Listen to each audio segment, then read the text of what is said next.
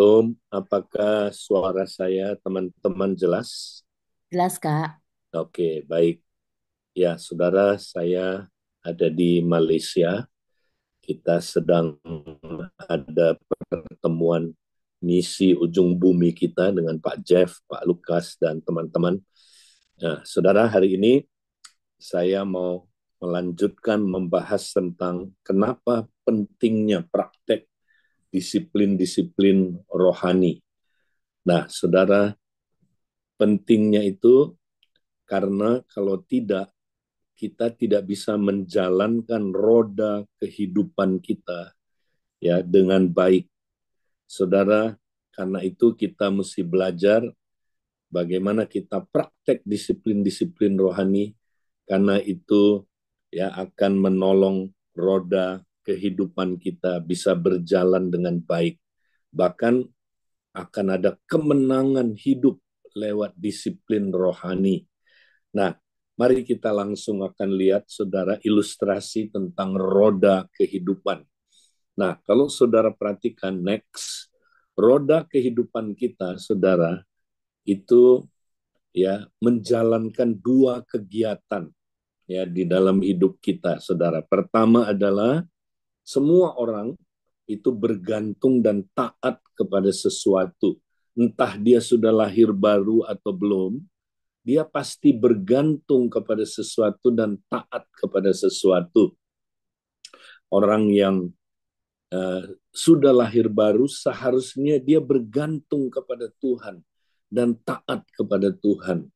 Nah, orang yang belum lahir baru juga bergantung dan taat kepada sesuatu. Dia bergantung kepada ilahnya atau berhalanya, saudara. Dia taat kepada berhalanya. Ya, dia bergantung atau kepada egonya dan dia taat kepada egonya. Ya, itu orang yang belum lahir baru atau orang yang sudah lahir baru tapi belum mengerti ya bagaimana dia bisa mengalahkan egonya. Nah, saudara, yang kedua, kegiatan hidup seseorang itu pasti dia mengasihi dan melayani sesuatu. Ya, kalau saudara ya sudah percaya Yesus lahir baru, saudara pasti mengasihi Kristus ya dan melayani Kristus sungguh-sungguh, saudara. Tapi kalau saudara belum lahir baru, saudara pasti mengasihi sesuatu yang lain. Entah itu mengasihi egonya, mengasihi ilahnya atau berhalanya. Kita bisa melayani ego kita atau melayani berhala kita ya. Tapi kalau kita lahir baru, mestinya kita mengasihi dan melayani Tuhan. Nah, inilah dua kegiatan roda kehidupan kita. Nah, apa itu ilustrasi roda kehidupan, saudara? Kalau saudara lihat hidup saudara, bisa diilustrasikan seperti roda ini.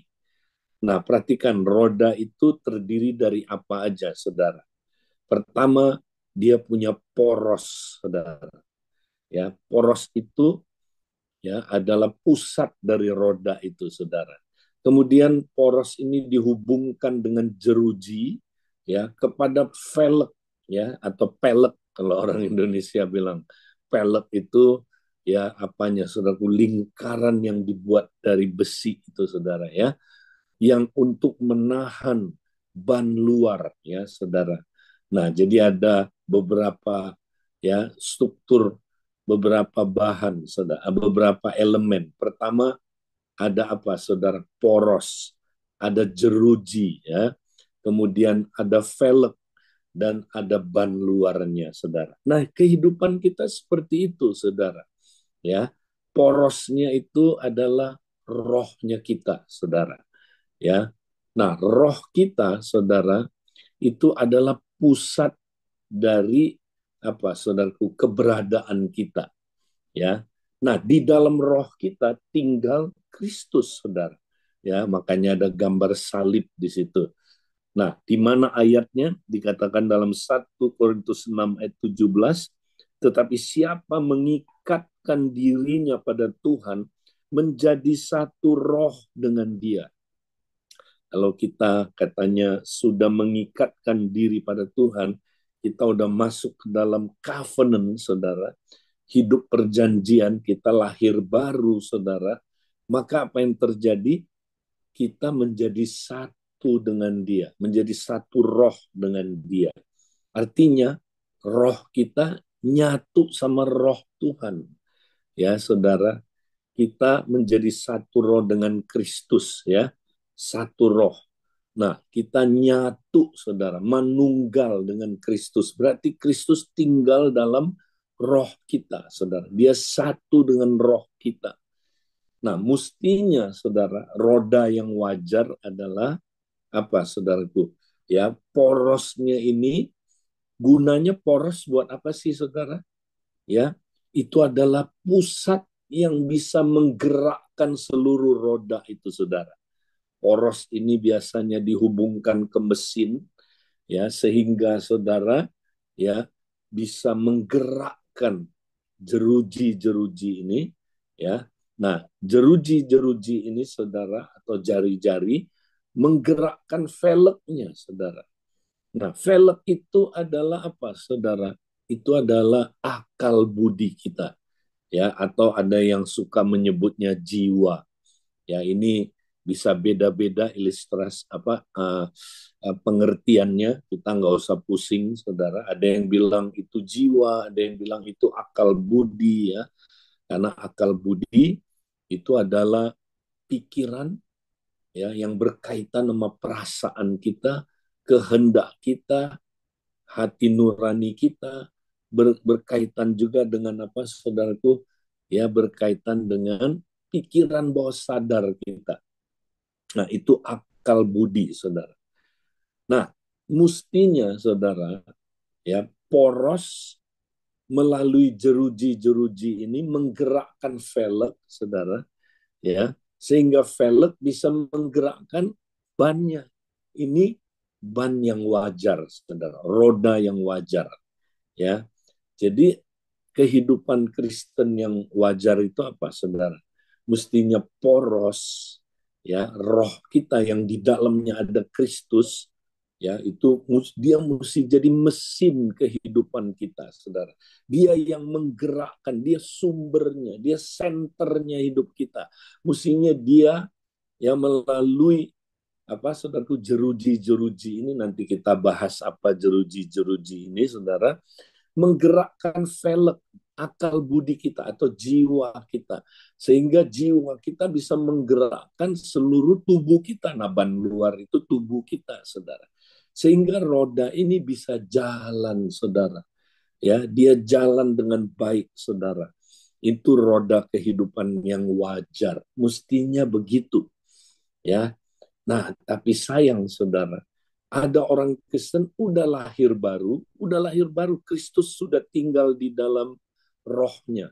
Dia udah punya poros kehidupan, ya. Tapi sayang, saudara, lihat gambarnya next. Roda kehidupannya seperti ini. Kacau, saudara. Ya, ini orang Kristen yang udah lahir baru, saudara. Ya, poros itu adalah Kristus di dalam roh kita.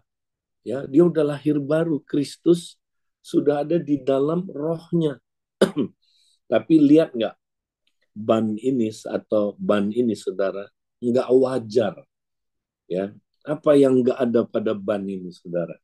Tidak ada jerujinya, tidak ada jari-jarinya. Nah, sekarang saya mau tanya, saudara, ya, kalau nggak ada jerujinya, saudara, bisa nggak porosnya menggerakkan seluruh ban ini, saudara? Nggak bisa, ya. Nah, inilah gambaran orang Kristen yang udah lahir baru, saudara. Ya, walaupun Kristus sudah ada dalam dirinya, tapi kita lihat dalam hidupnya, saudara. Kristus sepertinya nggak memberi impact yang kuat dalam hidupnya. Ya, Kristus seperti tidak menggerakkan kehidupannya, saudara. Kalau betul Kristus menggerakkan kehidupannya, oh, dia berbeda sekali, saudara. Ya, nah, Kristus udah ada di dalam rohnya, tapi rohnya nggak bisa menggerakkan akal budinya, ya. Dan akal budinya nggak bisa menggerakkan tubuhnya. Kenapa, saudara? Nah, karena tidak ada jeruji. Nanti kita bahas apa itu jeruji, saudara. Nah, sekarang saya mau tanya, kalau saudara lihat ban begini, saudara, dia ada di sebuah slope atau ada di sebuah jalan yang miring, kira-kira ban ini, saudaraku, apa yang terjadi pada ban ini? Dengan sendirinya dia jatuh ke bawah, betul? Menggelinding ke bawah. Nah, kenapa, saudara? Karena roda ini, ya, dia dikuasai, saudaraku, oleh apa? Ya, oleh hukum dosa dan maut, saudara. Nah, sebelum saya bahas itu apa hukum dosa dan maut, ya, kalau di dalam ban ini, saudara, dia dikuasai oleh hukum gravitasi, ya, saudara tahu ya, hukum gravitasi disebut hukum, law. Kenapa disebut hukum, saudara? Karena dia adalah kekuatan yang konstan. Ya, dia bekerjanya konstan di mana aja, ya, kapan aja, terhadap benda apa aja, dia pasti menarik benda ini jatuh ke bawah. Demikianlah, saudara, ya, di hidup kita ini, saudara. Ya, kita bagaikan ban ini, saudara. Ya, kita ditarik ke bawah selalu, seperti ban ini ditarik ke bawah oleh hukum gravitasi, saudara. Ya, ditarik hukum itu bekerja konstan di mana aja, siapa aja, ya, terhadap siapa aja dan kapan aja, atau terhadap benda apa aja. Kalau ban ini, saudara, saya lepaskan, saya biarkan dia, ya, nggak diapa-apain, saya biarin aja dia. Kira-kira dia kemana geraknya? Jatuh ke bawah, betul? Menggelinding ke bawah.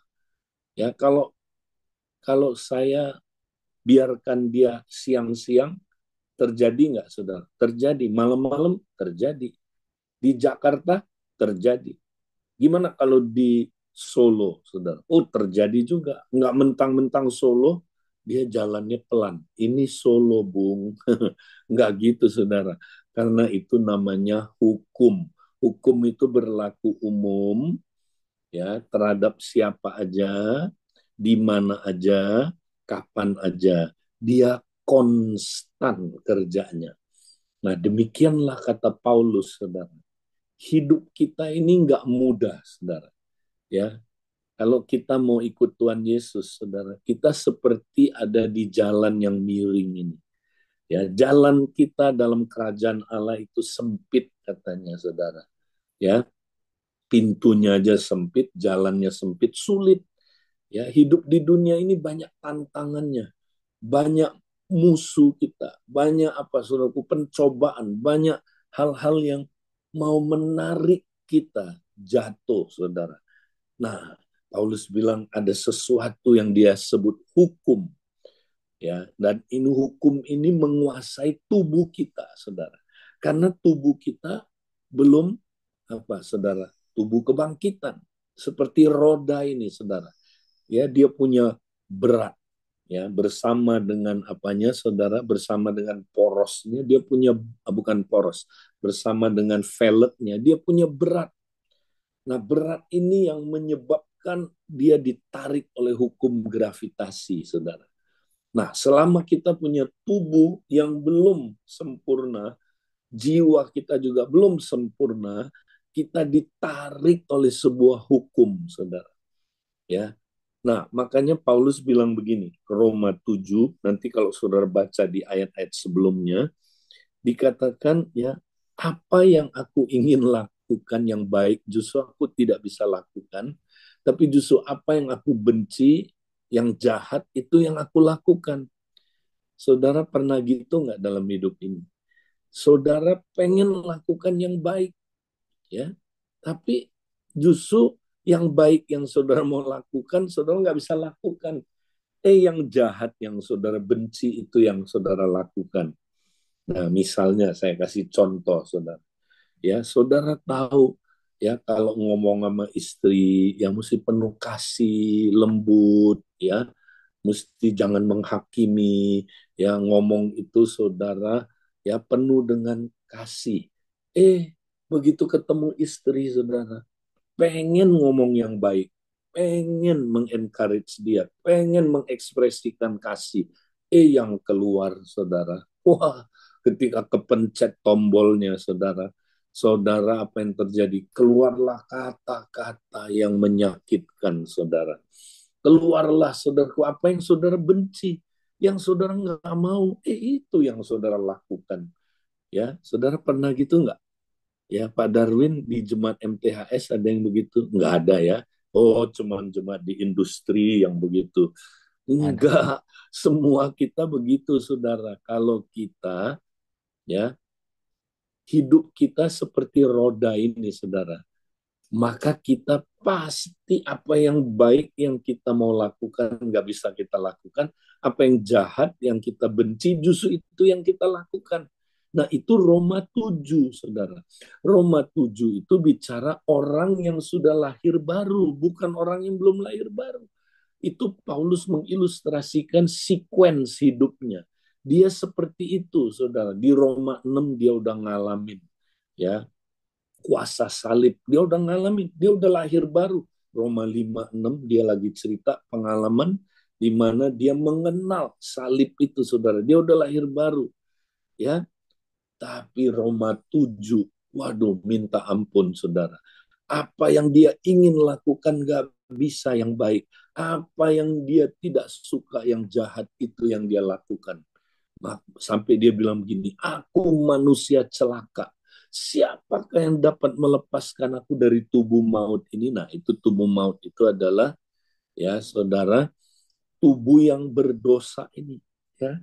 Nah, jadi saudara, tubuh maut ini itulah, ya, tubuh kita yang belum dapat tubuh kebangkitan masih bisa dikuasai oleh sebuah hukum. Nah, namanya hukum dosa dan maut. Nanti kalau saudara baca ayat-ayat sebelumnya ada kata maut juga. Nah, kita baca ayat 22. Sebab di dalam batinku aku suka akan hukum Allah. Jadi dalam batin kita, batin itu apa, saudara? Rohnya. Rohnya semangat mau menerapkan kebenaran. Makanya yang baik, yang dia ingin lakukan, rohnya ingin melakukan kehendak Tuhan. Tetapi di dalam anggota-anggota tubuhku, aku melihat hukum lain yang berjuang melawan hukum akal budiku dan membuat aku menjadi tawanan hukum dosa yang ada di dalam anggota-anggota tubuhku. Nah, ini dia, ya.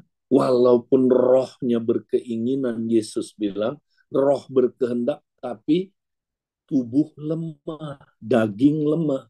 Nah, saudara, kita tuh roh berkehendak, tapi daging kita, tubuh kita ini, saudara, ya, dikuasai oleh sebuah hukum. Dia sebutnya hukum dosa. Jadi kayak ban ini, saudara. Ban ini dikuasai oleh apa, saudara? Hukum gravitasi. Ya, dia nggak bisa, mau nggak mau dia jatuh ke bawah, saudara. Pasti.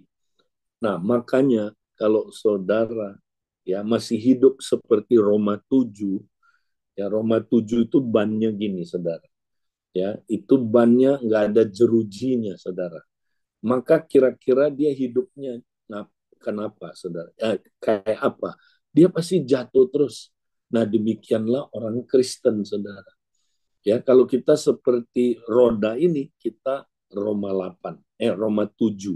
Kita ngalamin terus Roma 7, saudara. Maka kita jatuh terus.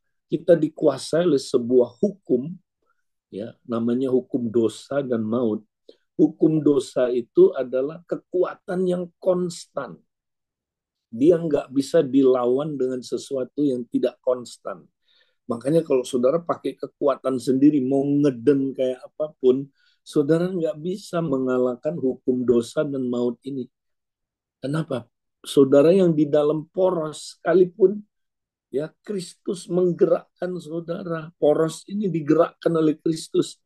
Tapi karena nggak ada jerujinya, saudara, saudara nggak ada pengaruhnya, maka hidup saudara akan jatuh terus seperti roda ini, dikuasai oleh hukum dosa dan maut. Nah, ini keadaan saudara, kalau saudara, ya nggak punya jeruji hidup ini. Nah, jadi saudara, sekarang saya mau tanya, gimana supaya roda ini tidak jatuh, tapi bukan hanya tidak jatuh, tapi dia bisa naik, saudara, bergerak naik. Gimana caranya, saudara? Nah, itulah next gambarnya, saudara. Maka yang kita harus bangun adalah jeruji-jeruji ini, saudara, jari-jari ini. Ya, maka kalau ada jeruji, poros yang di dalamnya ada Kristus di dalam roh kita itu, dia bisa ya menjadi mesin penggerak kita, saudara. Kristus akan menggerakkan hidup kita melalui jeruji-jeruji ini, sehingga jeruji-jeruji ini, saudara, karena ada hubungan sama poros, menggerakkan velgnya, sehingga velgnya menggerakkan apa, saudaraku, tubuhnya. Nah, tadi tubuh yang dikuasai oleh gravitasi tadi, saudaraku, seperti roda ini dikuasai oleh gravitasi, sekarang, saudaraku, ada hukum lain. Wow, karena ya roda ini digerakkan oleh mesinnya, saudara. Demikianlah roda kehidupan kita digerakkan oleh Kristus, ya, yang ada di dalam apa roh kita. Dia menjadi poros kehidupan kita. Maka waktu Kristus menggerakkan hidup kita seperti roda ini digerakkan oleh mesin, maka terjadi sebuah hukum yang lain, saudaraku. Namanya hukum roh, ya. Hukum roh.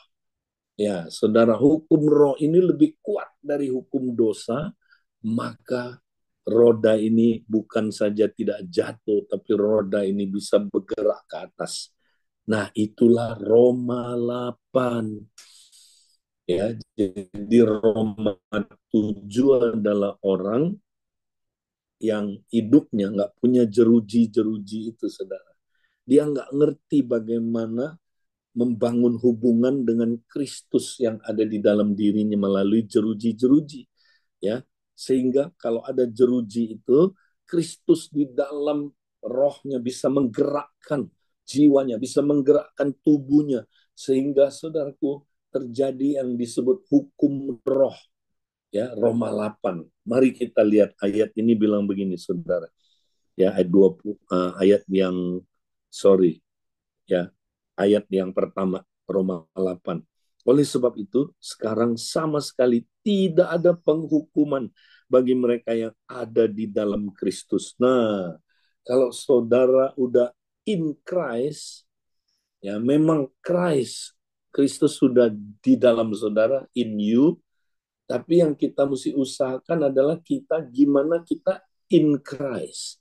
Kita apa? Berada di dalam Kristus. Artinya kita membuat Kristus pusat hidup kita. Kristus sudah ada dalam diri kita, tapi apakah saudara sudah menjadikan Kristus pusat hidup saudara? Jadi saudara mesti in Christ. Saudara ada di dalam Kristus. Saudara mesti apa? Berpusatkan Kristus. Menjadikan Kristus center hidup saudara.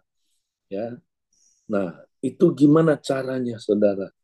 Yaitu melalui pekerjaan Roh Kudus, saudara. Ya, nah, saudara nggak bisa in Christ kalau saudara nggak in the Spirit, di dalam Roh.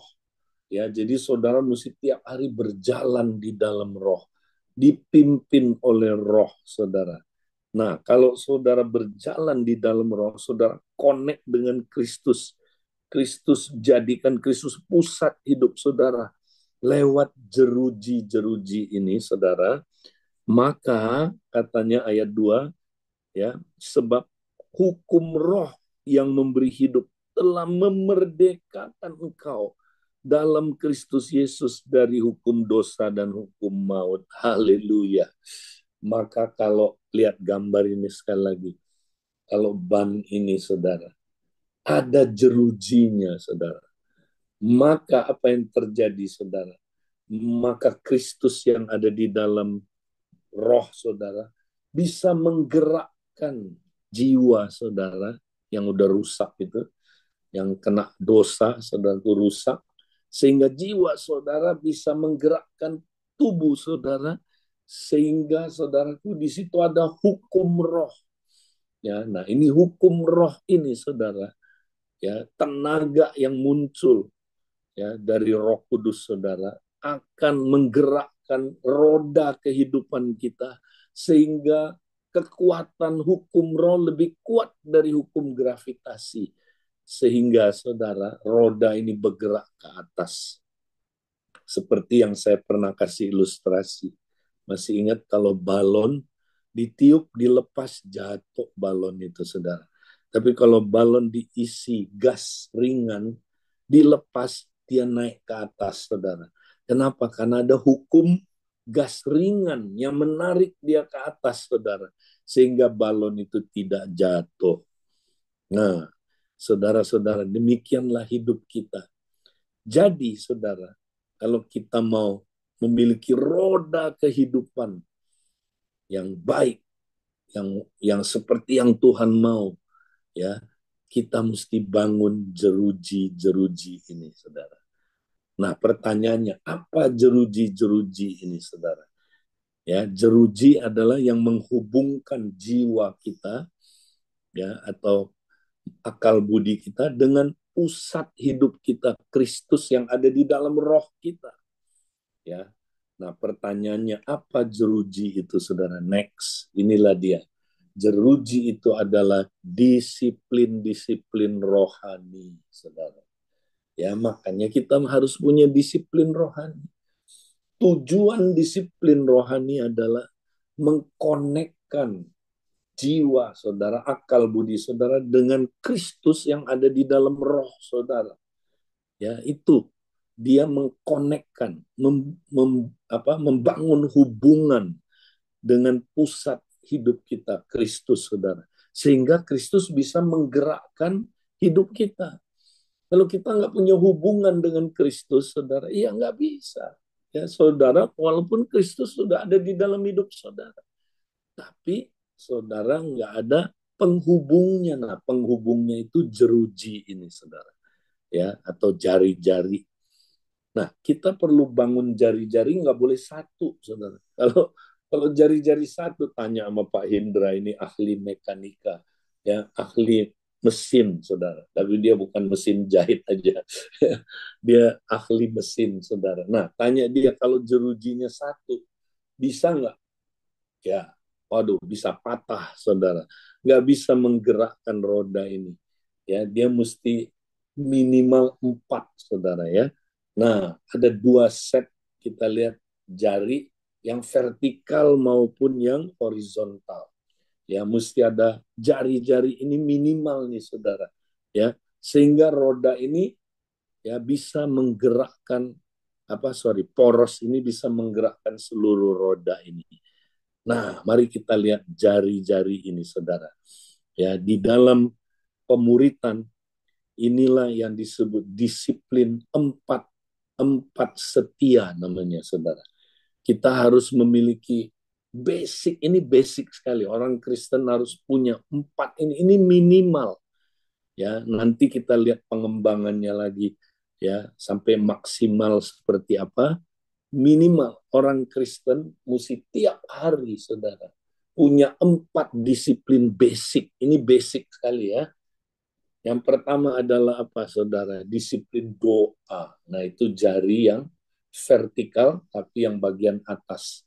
Ya, doa itu adalah apa, saudara? Dialog antara orang dengan Tuhan, ya kan? Orang dengan Allah. Jadi doa itu sebenarnya kita berhubungan terus dengan Tuhan. Ya, kita doa. Contohnya, salah satunya, kita mesti berdoa dalam roh. Berdoa dalam roh itu, saudara, ya berdoa apa, saudara? Ya berdoa yang adalah, saudaraku, ya kita praktek, ya salah satunya bahasa roh misalnya. Kita praktek bahasa roh itu doa dalam roh, tapi bukan satu-satunya ya. Doa dalam roh juga bisa dalam bahasa yang kita mengerti. Jadi dua-duanya, kita tiap hari mesti bahasa roh, komunikasi dengan Tuhan. ya berdoa dengan bahasa Indonesia, tapi intinya doa itu dialog, saudara. Kita ngomong sama Tuhan, Tuhan ngomong sama kita. Komunikasi, ya. Terus praktekkan ini. Kalau enggak, saudara, roda yang tidak ada jerujinya. Nah, jangan heran saudara jatuh terus dalam hidup ini ya, berbuat dosa terus seperti tadi saudara ya. Jatuh terus, siang jatuh, malam jatuh, kapan aja jatuh ya saudara. Kenapa? Karena dikuasai oleh hukum dosa dan maut ya. Nah, jadi kita mesti punya jeruji yang pertama namanya doa. Jeruji yang kedua masih yang vertikal, yang di bawah, saudara, yang vertikal, itu namanya firman. Kita mesti renungkan firman tiap hari, saudara. Karena firman itu, Kristus adalah sang firman itu, kita mesti komunikasi sama Kristus terus, saudara. Ya, kita makan, ya makanan rohani. Kita connect sama Tuhan, Tuhan connect sama kita lewat firman-Nya, saudara. Ya, nah ini menggenapi, saudara, ya di dalam Yohanes pasal 15. Jikalau engkau tinggal di dalam aku dan firmanku tinggal di dalam kamu, kalau saudara baca lagi beberapa ayat selanjutnya, dibilang kamu berbuah lebat, berbuah banyak, dan kamu benar-benar muridku. Ya, jadi kalau kita tinggal dalam Tuhan, ya lewat doa, ya dan kemudian firman-Nya tinggal dalam kita, saudaraku, ya maka kita pasti berbuah lebat, pasti berbuah banyak, dan dengan demikian kamu adalah muridku. Jadi disiplin pertama itu minimal sekali disiplin doa. Tiap hari saudara mesti lakukan. Disiplin vertikal yang kedua adalah disiplin firman tiap hari, saudara. Ya, saudara tiap hari enggak atau suka lalai. Ingat loh, jeruji ini perlu dibangun, saudara. Dan jeruji ini bisa hilang kalau saudara nggak bangun. Ya, jadi saudara jangan biarin ini hilang. Ya, nah bangun terus. Ada saudara yang udah hilang, udah patah. Ah, bangun lagi, saudara. Ayo, ini mesti terus. Nah, kemudian apa, saudaraku? Ya, ada jeruji yang vertikal, yang horizontal, ya, yang tadi vertikal ini horizontal. Ada dua disiplin, saudara. Ya, ini kalau yang tadi ke atas hubungan up, ini ke dalam in. Ya, itu disiplin bersekutu, saudara. Ya, kita mesti sering bersekutu dengan anggota tubuh Kristus yang lainnya, saudara. Ya, bersekutu dengan kompak, saudara bersekutu dengan anggota komsel. Makanya saudara tiap-tiap hari nggak WA-WA-an ya, bersekutu saudara. Dan seminggu sekali tentu saudara setia ya ikut kompak dan ikut komsel. Itu bersekutu saudara. Ya. Nah, tapi nggak cukup hanya in. Kita mesti tiap hari juga punya disiplin out, saudara. Disiplin out ini apa? Ya, mengasihi, melayani orang yang belum kenal Tuhan, bersaksi, ya jadi berkat. Kita jadi saksi, bukan hanya kata-kata kita, tapi perbuatan kita jadi saksi buat orang yang belum kenal Tuhan. Nah, ini namanya up in out. Kalau dalam pemuritannya, saudara yang dulu pasti ingat, ya ini namanya 4 setia. Inilah jeruji kehidupan kita, saudara. Yang pertama disiplin doa, kedua disiplin firman, baca firman, renungkan firman. Yang ketiga disiplin bersekutu, innya, dan outnya. Disiplin apa, saudaraku? Ya bersaksi. Nah ini saudara mesti bangun tiap hari. Kalau enggak, roda saudara enggak akan jadi roda yang ya penuh kemenangan, tapi dia akan jatuh terus, jatuh terus. Next. Nah, ini saya udah bahas, saya tidak bahas lagi minggu lalu. Nah, sekarang next yang terakhir, saudara. Jadi disiplin disiplin rohani, ya intinya itu 3, saudara. Up, in, out. Ada 3 jenis disiplin. Disiplin-disiplin up, disiplin-disiplin in, dan disiplin-disiplin out. Ya, nah yang tadi itu 4 sangat basic, saudara. Doa, firman, bersekutu, dan saudaraku, bersaksi itu sangat apa sangat mendasar. Tapi kalau kita lihat up in out ini bisa dikembangkan ya lebih lengkap lagi, saudara. Matius 6 nanti saudara baca ya. Jadi disiplin-disiplin up itu apa aja? Nah, lebih detailnya begini ya: doa, firman, tapi juga ada silence and solitude, saudara. Supaya menyertai doa saudara, ya, saudara perlu belajar silence, solitude. Karena ayatnya bilang, ya, Petrus 1 Petrus 4 ayat 7 bilang, ya, karena hari Tuhan sudah mendekat, saudara. Karena itu kuasailah dirimu, jadilah tenang. Nah itu, kita mesti praktek silence and solitude. Jadi tenang, supaya kamu dapat berdoa. Nah, jadi kalau kita mau berdoa tapi nggak tenang, nggak bisa kita berdoa, saudara.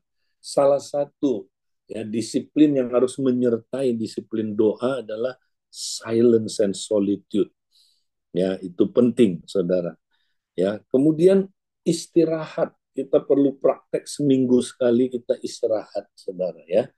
Ya, kita praktek apa? Supaya kita tidak dikuasai oleh musuh pertumbuhan kita. Musuh pertumbuhan kita namanya apa? Heri. Ya, apa itu, saudara? Ketergesaan. Ya, jadi kalau kita ada ketergesaan, kita nggak bisa tumbuh rohaninya, saudara. Nggak bisa aja. Makanya kalau saudara belum menang terhadap medsos, ya, gadget, saudara bangun pagi maunya lihat gadget terus, ya, itu saudara udah kalah.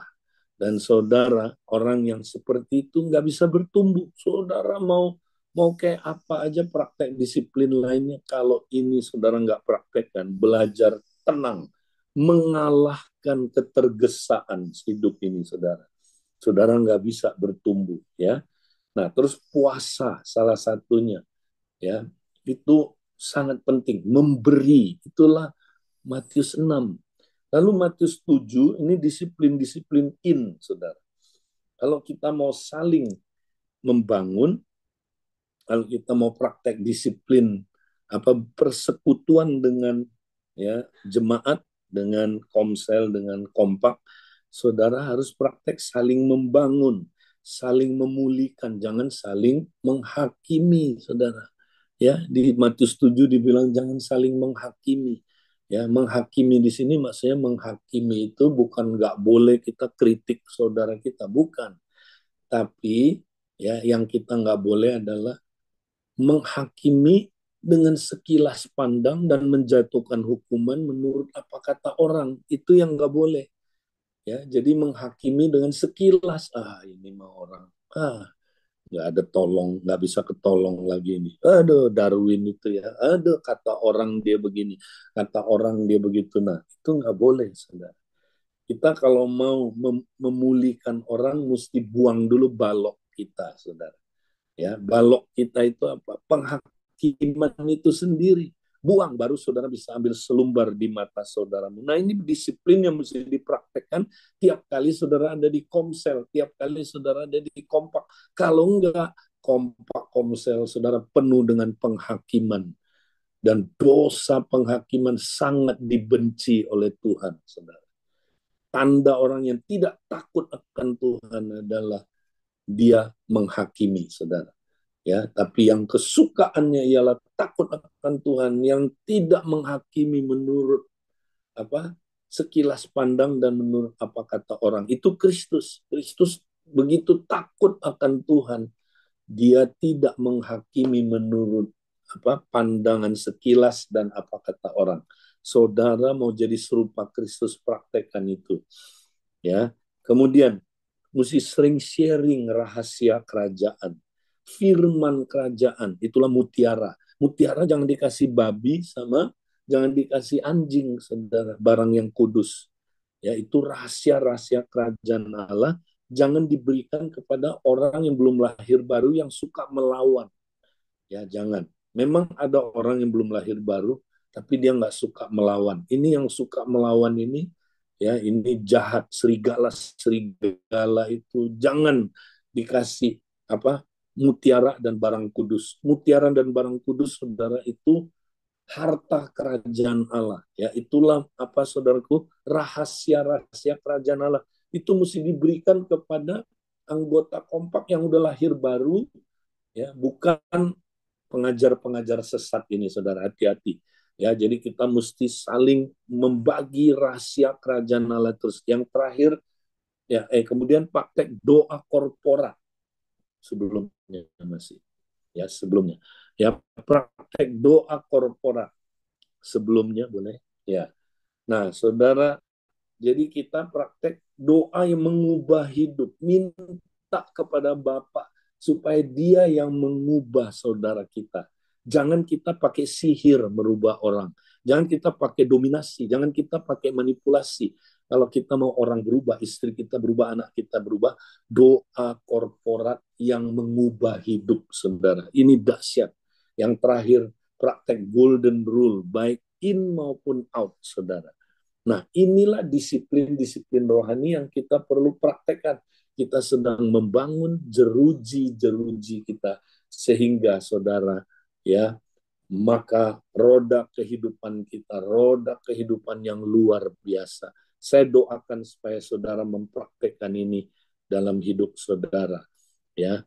Nah, jadi coba nanti saudara bahas disiplin-disiplin mana yang saudara udah bagus, saudara udah praktekkan, atau belum bagus, masih perlu ditingkatkan, ya.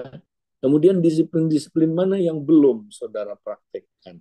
Nah, buat keputusan secara intensional, saudara mau mempraktekkannya, saudara, ya, dan mulailah praktekkan. Ada disiplin-disiplin yang harian, saudara, kayak doa, firman, silence, itu bisa harian, tapi ada disiplin-disiplin yang mingguan, puasa, ya, misalnya istirahat seminggu sekali, saudara praktek istirahat, ya. Nah, itu, ya, seminggu sekali, atau memberi, ya, itu juga biasanya seminggu sekali, ya. Terus kemudian disiplin-disiplin yang tiap hari saudara bisa praktekkan, ya, saling membangun terus, ya. Coba, walaupun saudara nggak ketemu di Komsel, nggak ketemu di Kompak, tapi saudara bisa gunakan WA group untuk saling membangun. Saya mau bangun saudara saya, ya, saudara saya yang lagi lemah, saya bangun dia, ya. Saya mau sharing rahasia kerajaan Allah buat dia, bisa pakai medsos, saudara. Nggak harus ketemu tiap minggu Komsel, mana mungkin ketemu tiap minggu Kompak, tapi bisa ketemu lewat apa, saudara? Gunakan medsos, ya. Kita bisa tiap hari saling menguatkan, ya. Ada kompak-kompak yang gunakan jam makan siang, saudara. Ya, mereka tiap hari saling menguatkan terus, bersekutu, ya. Doa korporat, praktek golden rule ini, saudara. Apa yang kamu ingin orang lain lakukan buat kamu, kamu lakukan dulu buat orang itu. Ya. Nah, ini kalau saudara praktekkan, wow, roda kehidupan saudara dahsyat. Saudara akan mengalami Roma 8, ya. Roma 8 itu orang yang hidup dalam roh, yang akan mengalami kemenangan demi kemenangan. Baik, itu yang saya mau sampaikan, dan karena waktu, saya serahkan kembali ke teman-teman yang bertugas, dan saya harus segera lift untuk di mesbah doa berikutnya. Tuhan memberkati, sampai ketemu. Terima kasih Kak Edi dan renungannya. Teman-teman semua, hari ini kita sangat dibekali oleh